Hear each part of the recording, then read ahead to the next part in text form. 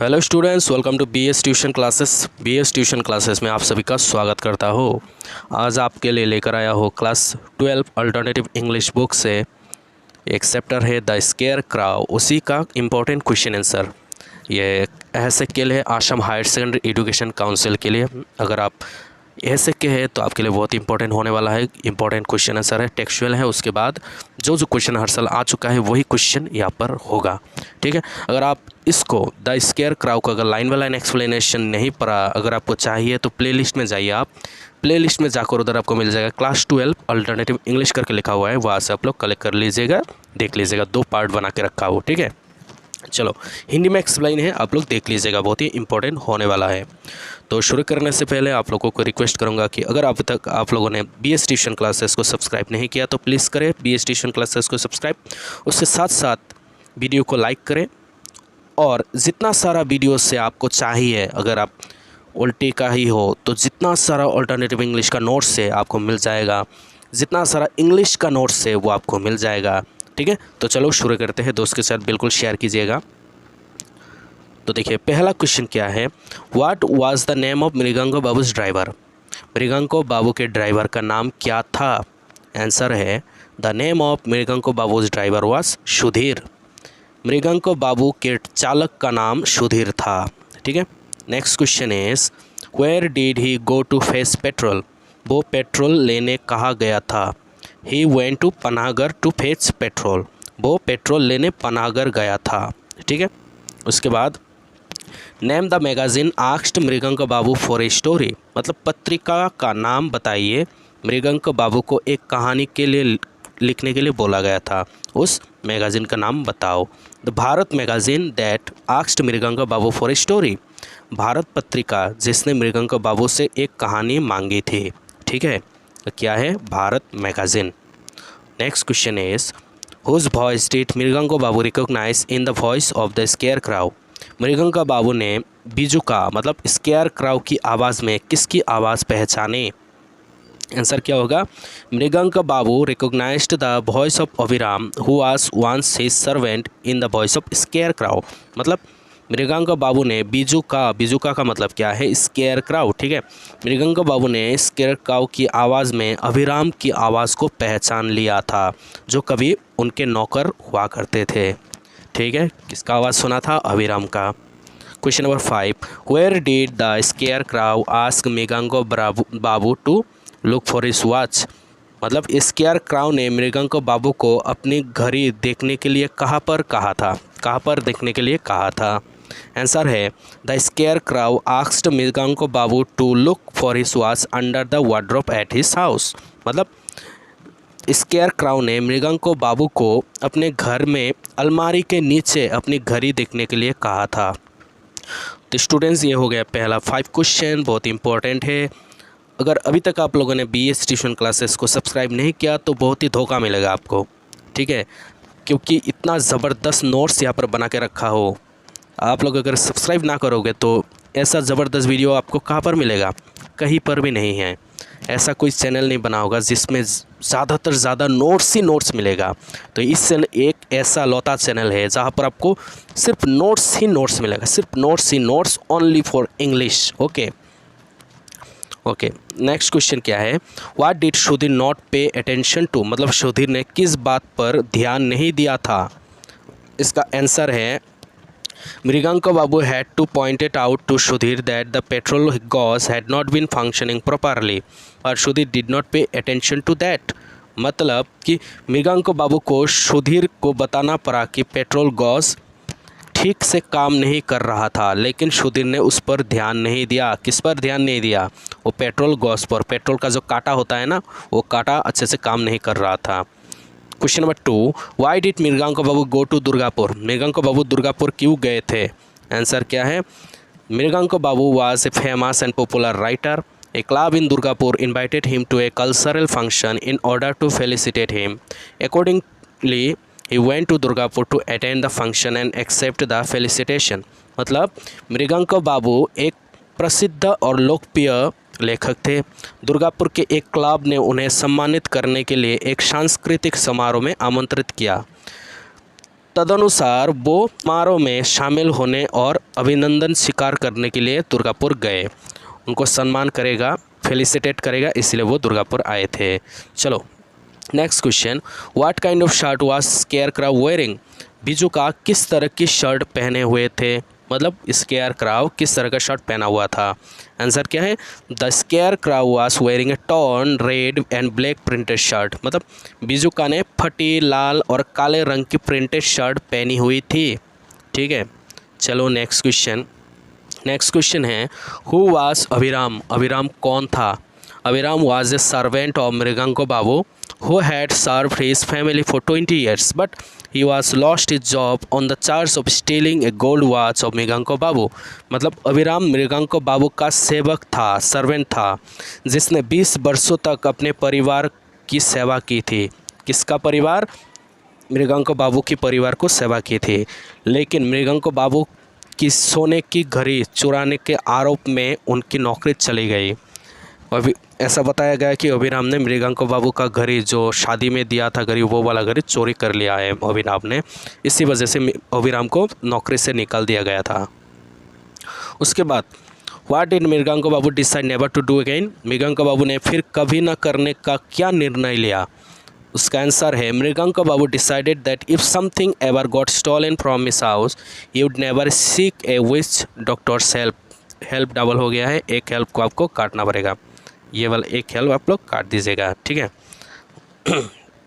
चलो, मतलब मृगांको बाबू ने फैसला किया कि अगर उनके घर में कभी कुछ चोरी हो जाता है तो वो कभी भी डाइन डॉक्टर की मदद नहीं लेगा, विच डॉक्टर की हेल्प नहीं लेगा।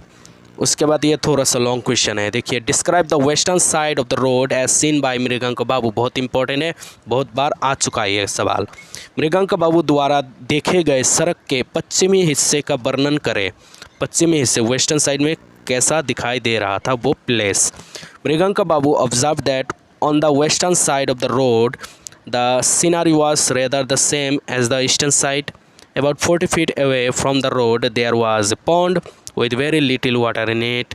There were some thorny bushes there and a few trees were visible at quite a distance.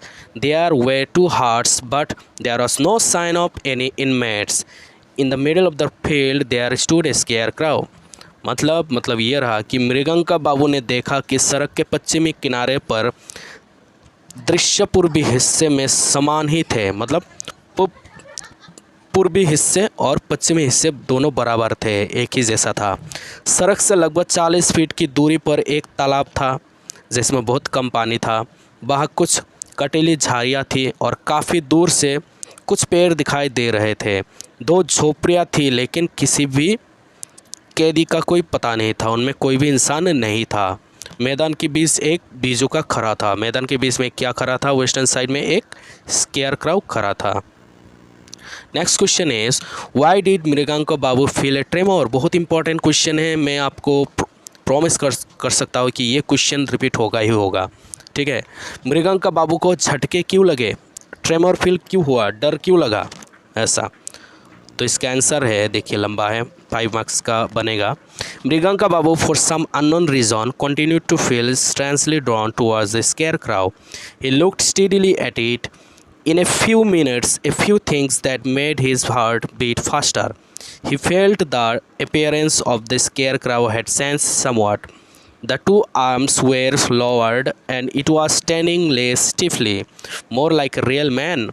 The black pot seemed smaller and real like a head. Moreover, the scarecrow was advancing toward Mriganka Babu, limping and walking on 2 legs. It was wearing the same printed shirt and a short, lightly dirty dhoti.